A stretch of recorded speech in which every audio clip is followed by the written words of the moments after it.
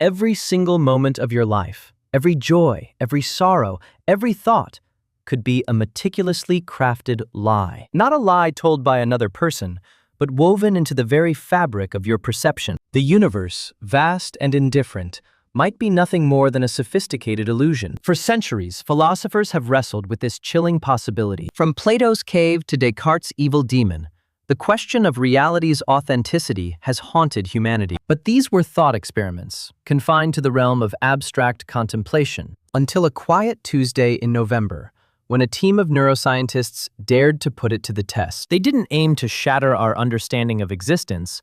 Their initial goal was far more modest. They wanted to understand how the brain creates our subjective experience of reality. How does a cascade of electrochemical signals transform into the vivid, tactile world we inhabit? The blueprint of perception. The human brain is an unparalleled architect, constantly constructing a coherent narrative from fragmented sensory input. It fills in gaps, predicts outcomes, and filters out the overwhelming noise of raw data. Think of it as a master editor, taking billions of tiny clips and weaving them into a seamless movie. This editing process is what allows us to navigate the world without constant existential crises. But what if this editing isn't just a simplification, but a fundamental alteration? What if the raw data, the unfiltered truth, is something entirely different from what we perceive? Dr. Eris Thorn and his team at the Zurich Institute of Neurodynamics pondered this question. They designed an experiment not to prove or disprove simulation theory, but to probe the brain's reality engine. Their hypothesis was simple. If they could subtly manipulate the sensory inputs before the brain processed them, they could observe the adjustments. They sought to identify the precise moment, the neural junction, where raw signals become conscious experience. The brain filters 99% of sensory input before conscious awareness. The experiment, dubbed Project Chimera, involved advanced neuroimaging and bespoke virtual reality environments. It began with a cohort of volunteers, all healthy, lucid individuals eager to contribute to scientific understanding. They were placed in an fMRI scanner, their brains meticulously mapped in real time. The initial phases involved simple perceptual tests, identifying objects, tracking movement, discerning colors.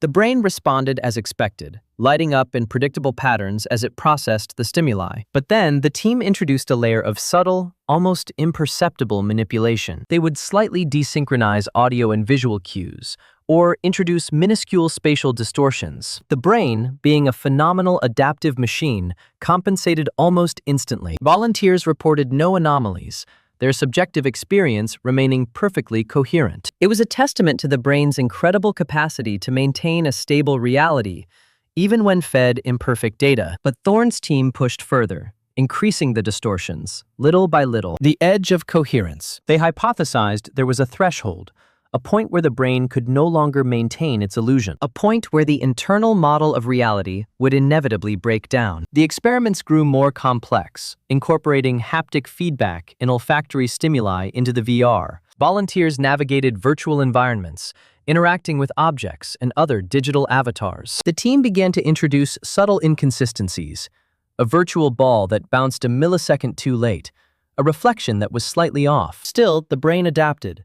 It smoothed over these discrepancies, ensuring a seamless experience. The fMRI scans showed increased activity in the prefrontal cortex, the brain's executive function. This was the brain working overtime, actively correcting the perceived errors, striving for coherence. The prefrontal cortex actively corrects sensory input for coherence. But what if the corrections weren't just about fixing external glitches? What if the brain was also correcting its own internal errors, its inherent limitations? Dr. Thorne's team then introduced a novel manipulation. They subtly altered the cause and effect relationships. In the virtual world, pressing a button might produce a sound before the visual flash, or a falling object would accelerate after hitting the ground. This was a direct challenge to the brain's fundamental predictive models, its very understanding of physics. For a brief period, the volunteers continued to report normal experiences. The fMRI scans, however, told a different story. Regions involved in prediction and error detection were in overdrive, battling the impossible. Then came the breakthrough, or perhaps the breakdown. One volunteer, Subject 7, reported a fleeting but profound sense of unreality. It felt like the colors were wrong somehow, he stammered. Like I was looking at a painting, not a window. Thorne's team cautiously increased the causal inconsistencies. That was when it happened. The glitch in the matrix. Subject 7, immersed in a virtual forest, suddenly froze. His heart rate spiked. His eyes darted wildly, not at the virtual trees, but through them. He described seeing the lines, a faint grid shimmering beneath the perceived reality. He swore he could hear a low hum, a persistent mechanical thrumming that was not part of the audio simulation. And then, the critical observation. The fMRI showed a sudden, drastic drop in activity in his visual cortex. It was as if his brain had, for a split second, simply stopped trying to process the visual input. It had given up on maintaining the illusion. Other volunteers soon followed. Not everyone experienced the grid, but a common thread emerged, a profound sense of detachment, a feeling that their actions were not entirely their own. One volunteer described seeing her own hand move, but feeling no volition behind the action. It was like watching a movie of myself, she reported, but I wasn't the actor. Brain activity in the visual cortex momentarily ceased when reality broke. Thorne's team had not broken reality, not in the physical sense, but they had glimpsed the mechanism by which our brains construct it. And more terrifyingly, they had found the point where that mechanism could fail. The implication was staggering.